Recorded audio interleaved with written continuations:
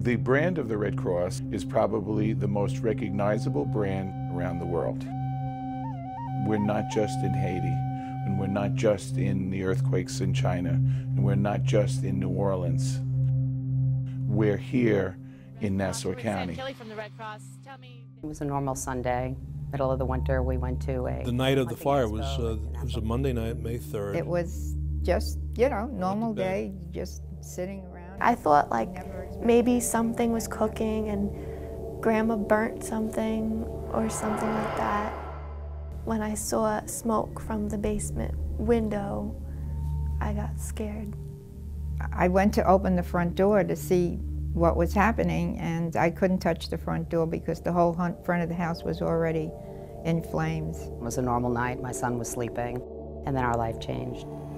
You can't imagine the confusion and the people running back and forth, the firefighters jumping in and jumping out of the barn drinking water. We picked up my son and ran out in our pajamas. I had a little Yorkshire Terrier, and the smoke was so intense that I had to turn around and go back out. I just couldn't get to the back room where she was. The unfortunate part is we did lose everything in the fire, except we were able to recover 3 of the hard drives from the computers, so we were actually able to pick up photos back to 1997. But other than that, all of our memories were gone, and but that's okay. Everything else is just fine. It is a little known fact that there are 2 to 3 local disasters that occur in Nassau County every week. They aren't as dramatic as tornadoes that wipe out a town off a map, but imagine if it was you who just lost your home, your memories, or maybe a pet or a loved one. We lost even our identity, which people don't realize. When you have a fire, there's no way, you can't go to a bank. You don't know where to start. The whole thing is the thing that held everything together for me that night was the Red Cross. The Red Cross was there, and they came and wrapped us in blankets and sat us down and told us exactly what we had to do. They gave us money and blankets and all sorts of stuff. I bless them every day that they were able to get us started, because we were in shock and we just didn't know what to do. Although the American Red Cross is not the first responders, we are the first relief responders. We have great admiration and respect for our brave firefighters and police officers here in the county. If there weren't an organization like the Red Cross around, and we responded to a working house fire with a family that has just been driven out in the middle of the night, we wouldn't know what to do with these people. We are focused on fighting the fire. There is no replacement for the Red Cross in the Nassau County structure. Nassau County Red Cross volunteers come from all walks of life, who share in a spirit of humanitarianism and bring that spirit here to the American Red Cross.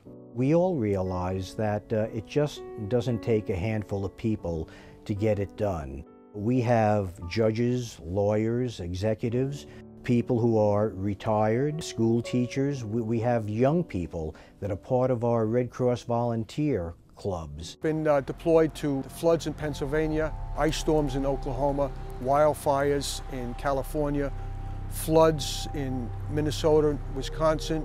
I've pretty well seen it all, but I always said, if you had to pay me to do that, you couldn't pay me enough. And I really get satisfaction out of helping people. It was really a rewarding experience. The American Red Cross in Nassau County works closely with various entities of local, state, and federal government. The Office of Emergency Management and the Red Cross are true partners. We really work very well together in planning for disasters, again, both natural and man-made. People in Nassau County don't think that we get affected by hurricanes, but we really do. We're well overdue for a hurricane. Each year there are what I consider preventable drownings that occur. And what we find is that the drowning rates are 2.5 times higher in lower income populations. So it's very vital that we highlight, we target these populations, lower these drowning rates. It's a public health issue, and it's a preventable issue. If you grow up in areas where there aren't any pools, or there aren't swimming lessons, or aquatics isn't even a part of the conversation, you're not going to hear it. You have parents that, hey, they don't know how to swim. When my dad was young, about 16 years old, I think, He saw somebody drown. His fear, he instilled in me. So I never knew how to swim. I was afraid of water.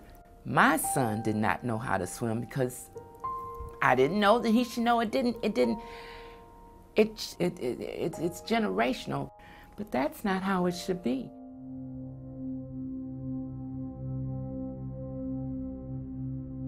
It's a horrible thing.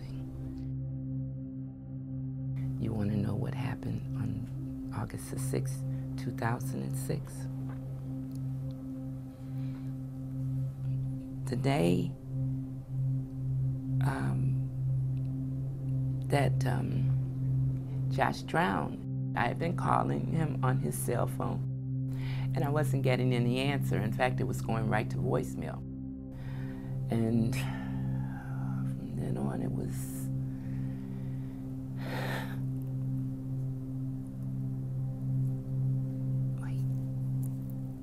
the story that I got was that he was on a raft, and the raft went further and further out. The teens that were with him knew how to swim, and yes, they did survive. But my Josh did not know how to swim.